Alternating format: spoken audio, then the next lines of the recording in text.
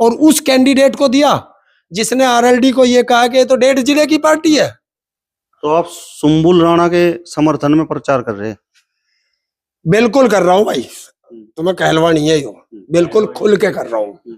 Personal development हमारे जयंत चौधरी जी का हो गया कि वो मंत्री बन गए, और वो पीडीए का डर, इतना डर है कि इन्हें रात को सोने भी नहीं देता, जैसा बवासीर का दर्द नहीं सोने देता। नमस्कार, स्वागत है आप सभी का हिंदुस्तान 24 पर, और मैं आप सबके साथ विपिन चौधरी। किसान आंदोलन के चर्चित चेहरे हरिंदर ताऊ भी मीरापुर उपचुनाव में कूद पड़े हैं और इन्होंने खासकर जाट समाज में अपनी गाड़ी का खूब पहिया घुमा रखा है। अब सवाल सबसे बड़ा यहाँ पर यह है कि इस चुनाव में क्या ये आरएलडी प्रत्याशी मिथिलेश पाल के समर्थन में आए हैं या फिर उनका विरोध करने के लिए आए हैं। बातचीत करने के लिए स्वयं हरिंदर ताऊ हमारे साथ में मौजूद हैं। ताऊ जी, सबसे पहले तो राम राम।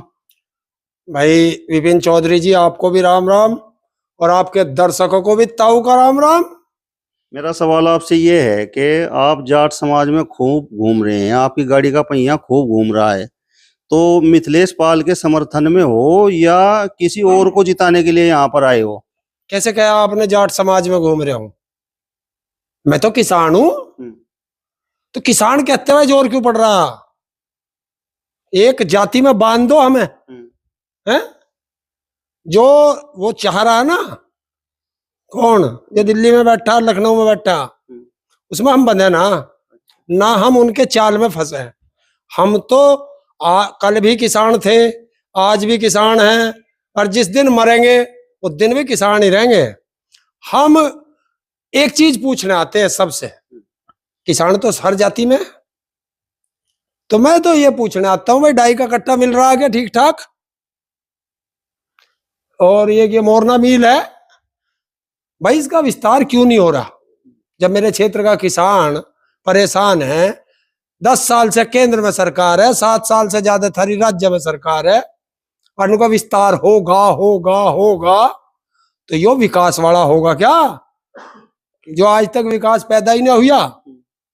तो ऐसे ही हो रहा। तो ये पूछने आया हूं, गन्ने का रेट पर्ची पे थरे पे वो पड़ गया क्या रेट है? ये कितना देश के साथ अन्याय है किसानों के इस देश में, कि वो गन्ना डाल के आ रहा, उसे पता ही नहीं तेरा भाव क्या है।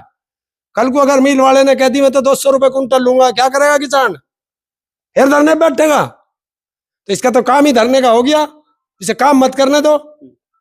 आप दवाई लेने जा रहे हो, किसी दवाई कंपनी वाले पे है आप पे तो कोई दवाई की ऐसी स्ट्रिप जिस पर रेट ना हो? आप ये माइक लाए थे, उसने बिल पे काट के तुम्हें रेट दिया होगा। तो ये किसान के साथ ऐसा भेदभाव क्यों है? आप ये बताओ, जयंत चौधरी किसानों के बड़े नेता हैं या नहीं है? जयंत चौधरी किसानों के बड़े नेता हैं या नहीं? ना, वो बीजेपी के नेता हैं। जो आदमी बीजेपी के साथ चला गया हो, देखिए आज से पहले वो थे, जब तक वो बीजेपी में नहीं गए थे, वो किसानों के नेता थे। जब हम किसान आंदोलन कर रहे थे, जयंत चौधरी जी हमारे साथ थे, तब वो रोज कहते थे कि एमएसपी लेके रहेंगे, एमएसपी लेके रहेंगे, और बीजेपी के साथ जाते कह रहे एमएसपी मिले नहीं। तो जो किसान का फसल की एमएसपी का विरोध करेगा, वो किसानों का नेता कैसे हो जाएगा भाई?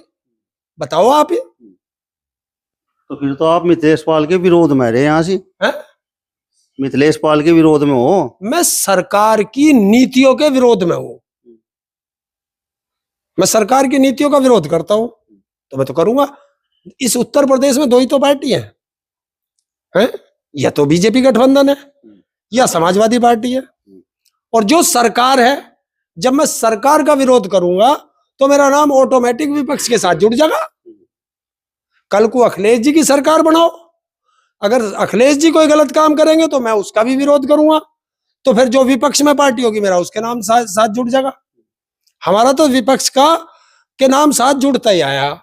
जब कांग्रेस की सरकार थी तब कहते थे ये तो बीजेपी वालों से मिले हुए हैं, अब बीजेपी की सरकार आ गई तो हम कहते हैं ये तो कांग्रेस से और समाजवादी से मिले हुए हैं। तो हमारा तो कोई वजूद है ही ना, तो फिर हम कुछ भी करें?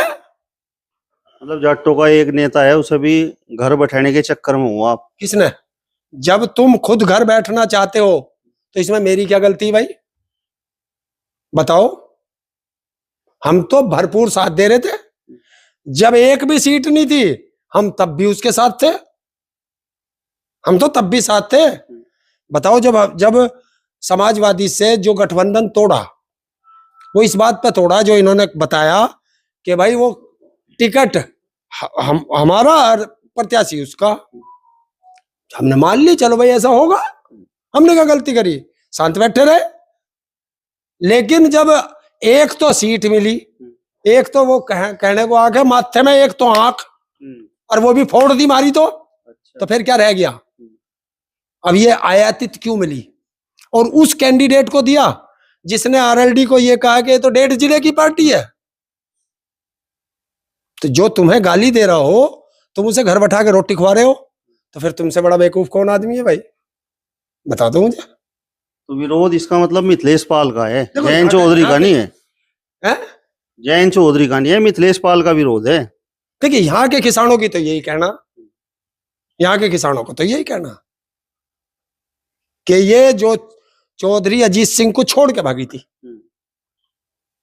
और 1.5 जिले की पार्टी बनाई, जबकि उन्होंने इसे विधायक बनाया, 12 में लड़ाया, 17 में लड़ाया। क्या एक योई मिस कारतूस बचा यहाँ मीरापुर में चुनाव लड़ने को? जब यहाँ की जनता ने इसे 2 बार हरा दिया, तो क्या और कोई कैंडिडेट नहीं बचा था आरएलडी में? और अगर आरएलडी में कैंडिडेट नहीं था तो चुनाव ना लड़ती, उपचुनाव कौन सी आफत आ गई थी, बताओ। और अगर वो जबरदस्ती थोप रहे थे तो लोग कहते तुम अपना निशान दे दो, हम तो ना लड़ते, हम तुम्हारा सहयोग कर देंगे। अरे एक बात बताओ विपिन जी, आप भी किसान हो, 13 महीने बॉर्डर पे रहे, आप जैसे भी वहां रहे, भले ही माइक लेकर रहे। जो 750 किसानों की शहादत हुई, वो किसके खिलाफ थे? सरकार के। और मैं जाके कूद के बैठ जाऊं सरकार की गोद में, तो वो जो 750 किसानों की शहादत हुई, उसका परिवार मेरे से क्या कहेगा कि जब तुम्हें जाना ही बीजेपी में था तो मारे क्यों मरवाए? वहां जवाब है तुम्हारे पास? बता दो, तुम्हारे पास जवाब है क्या? जब वहां से आप जो है लखीमपुर खीरी में किसानों के ऊपर गाड़ी चढ़ा के उनकी हत्या करी, आप वहां गए, बहुत धन्यवाद है, आप गए। क्या आप जा सकते हो उस परिवार के बीच में? अरे ताऊ, मैंने पूछना चाह रहा कि चलो भाजपा और आरएलडी का तो विरोध आप कर रहे हो, बात आपने समझाया। आरएलडी का मैं विरोध कर ही ना रहा, मैंने तब ने कद गई मैं आरएलडी का विरोध कर रहा। प्रत्याशी का तो विरोध कर रहे हैं। तो मैं करूंगा, सरकार का विरोध कर रहा हूं मैं। तो समर्थन किसका कर रहे हैं? समर्थन किसका कर रहे हैं? तो जब मैं एक बता, यहाँ 2 ही तो आदमी, आपका विरोध कर रहा हूं तो इसका तो ऑटोमेटिक हो जाएगा बिना कहे। नहीं, विपक्ष में तो बहुत है, मायावती भी है, आजाद समाज पार्टी भी है, AIMIM भी है। मायावती जी कहाँ है? कहीं है चुनाव में? कहीं है? रही चंद्रशेखर की, आज सुन लीजिए, चंद्रशेखर के ऊपर हमला हुआ था, गोली लगी थी। पूरे जो उसके समर्थक थे और चाहने वाले थे, जो प्रेम करने वाले थे, सबने सरकार से डिमांड करी कि इसको सुरक्षा दी जाए। एक सिपल्ली नहीं दिया उसे, एक सिपल्ली सुरक्षा के नाम पर। और 2024 के चुनाव से पहले चंद्रशेखर अमित शाह से मिला और तुरंत वाइस श्रेणी की और सेंट्रल की सुरक्षा दे दी उसे, और साथ में मायावती के भतीजे को। ऐसे तो ना देने का, यो भी गुजरात का अमित शाह कैसे दे दी? दूसरी चीज, आप हरियाणा चले जाओ, दुष्यंत चौटाला बीजेपी का साझेदार था, और इसने जाकर गठबंधन किससे करा? दुष्यंत से। तो हो गया ना ऑटोमेटिक बीजेपी का आदमी चंद्रशेखर। ये तो साबित हो रहा। और इसे इसलिए लगाया गया कि तू SC की वोट काट दे और मुस्लिमों की वोट काट ले, पीडीए को खत्म करने के लिए। पिछड़ा, दलित, अल्पसंख्यक एक साथ जुड़ ना जा। तो आप सुम्बुल राणा के समर्थन में प्रचार कर रहे हैं?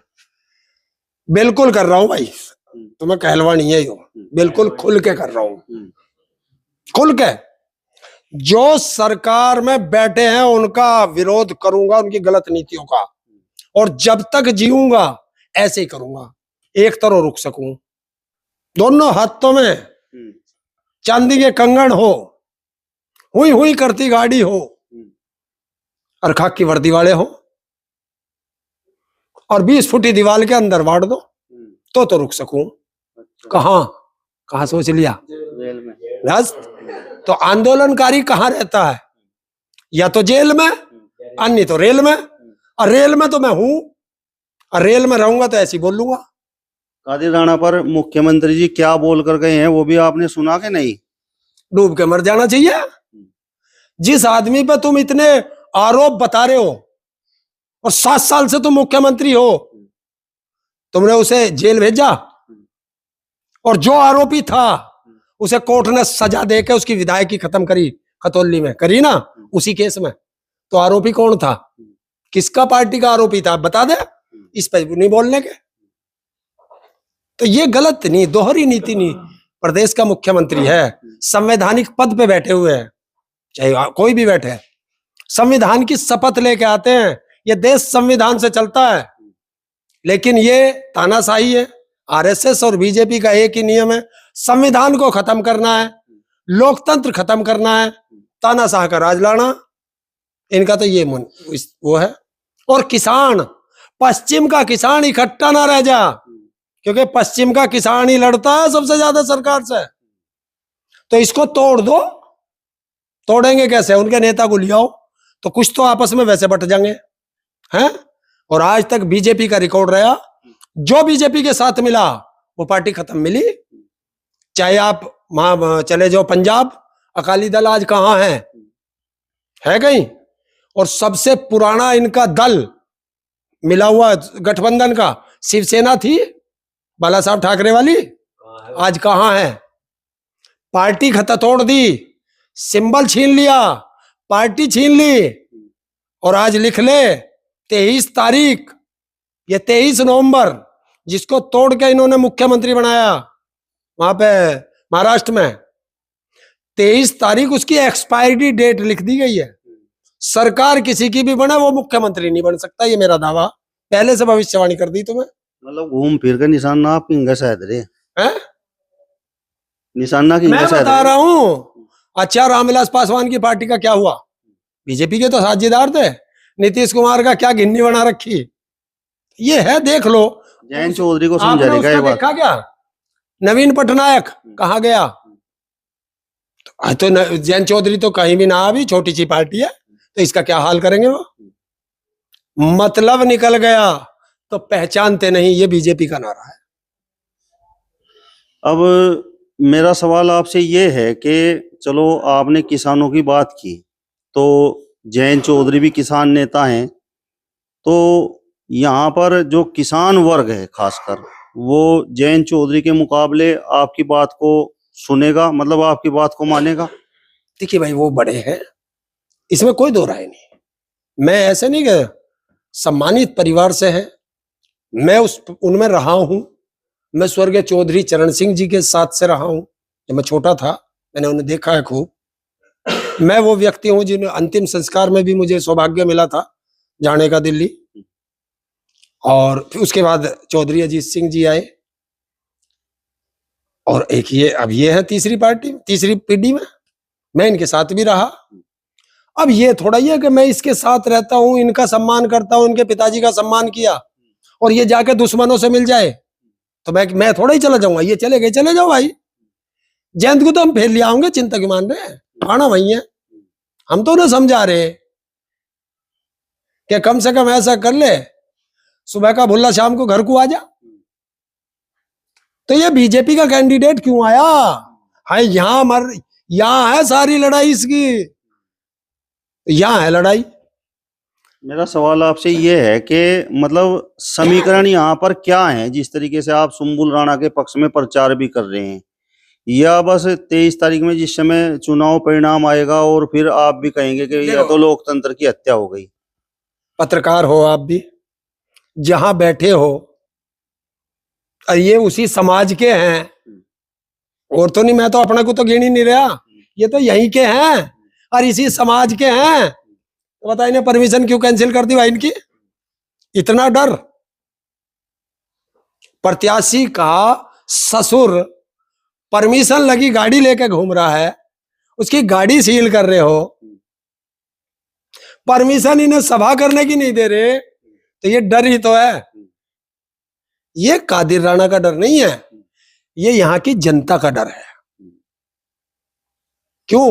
मैं परसों था यहीं, प्राइवेट स्कूल के मास्टरों को कि स्कूल चलाना है तो घर घर जाकर प्रचार करो। जो वे सोसाइटी है, मिल है, ये कोऑपरेटिव सोसाइटी है, इनके जो डायरेक्टर हो और वे जो वे हैं डेलीगेट, उनको लगा रहे हैं। क्या डूब के मरने की शर्म है? उनका काम जो है, मास्टरों का काम वोट मांगने का है, या उनका डेलीगेटों का काम वोट मांगने का है? और एक सीट, मुख्यमंत्री यहाँ, राष्ट्रीय अध्यक्ष यहाँ, उप मुख्यमंत्री यहाँ है, और सारे अध्यक्ष और 50 मंत्री और 67 विधायक, कोई बचा क्या? अगर ये 5-4 सीट पर चुनाव होता तो इन पर तो आदमी ना थे चुनाव लड़ने को। ये डर है। ये बताओ, मतलब कादिर राणा की तरफ से कुछ फंड वंड मिला क्या आपको? क्योंकि तो संजीव बालियान ने अभी एक बयान दिया था कि भाई ये जो समाज के नाम पर पंचायतें कर रहे हैं ना विपक्ष वाले, ये हिंदू समाज को तोड़ने का काम कर रहे हैं और इन्हें पार्टियों की तरफ से फंड मिल रहा और ये सब संविदा पे हैं। देखो, और कह दो 2-4 बार संविदा पे, एक दिन बोल के फिर तो नहीं बोल रहा है। और देख, हमारी तो औकात क्या, हम तो आम नागरिक हैं। वो तो भारत सरकार में मंत्री भी रह लिया है। बस बेइज्जती अगर हो तो घर बैठ जा, अगर समझ रहा हो तो। मंच पे बोलने तक की बात नहीं, मंच पे बोल भी नहीं पाया अपने मंच पे, तो ऐसे मंत्री पद का क्या फायदा? 2-4 बार और कहते संविदा पे, बोल नहीं सकता अब इस शब्द पे, एक बार कह के। और संजीव बालियान जी से पूछ लेना कि तुमने कितना दिया था, जो अब तुम दूसरों पे आरोप लगा रहे हो। हिंदुस्तान का वो व्यक्ति एक लेके आ जाओ जो कह दे कि ताऊ को 1 रुपया दिया। जाओ, खुला चैलेंज है। हाँ, चाय तो मैं पी लूं, जैसे अब मैं यहाँ आया हूं, अगर ये चाय पिलाओगे तो इसको भाई मैंने कैसे कर दूंगा, समाज के आदमी है। अखिलेश यादव को लेकर जयंत चौधरी का भी बयान आया है कि पीडीए का मतलब है पर्सनल डेवलपमेंट ऑफ वगैरह। देखो, बिल्कुल है। अगर उनकी नजरों में ये है तो देखो, पर्सनल डेवलपमेंट उन्होंने अपना कर लिया। पर्सनल डेवलपमेंट हमारे जयंत चौधरी जी का हो गया कि वो मंत्री बन गए हैं। और एरा गैरा, अब जैसे हम है पिछड़ों के, हम पिछड़े वाले दलित हैं और जो अल्पसंख्यक है, तो बेचारे एरा गैरा ही है सब। भाई जब तुम मंत्री बन जाओगे तो तुम्हारी नजर में तो हम एरा गैरा ही हो जाएंगे हैं। तो ये है, पीडीए का डर है। और वो पीडीए का डर इतना डर है कि इन्हें रात को सोने भी नहीं देता, जैसा बवासीर का दर्द नहीं सोने देता, वो पीड़ा दे रहा है इन्हें। चलिए, तो किसान आंदोलन के चर्चित चेहरे हरिंदर ताऊ को आपने सुना। फिलहाल इस वीडियो में बस इतना ही। अगली वीडियो में फिर आपसे मुलाकात होगी, तब तक बने रहिए हिंदुस्तान 24 के साथ। नमस्कार।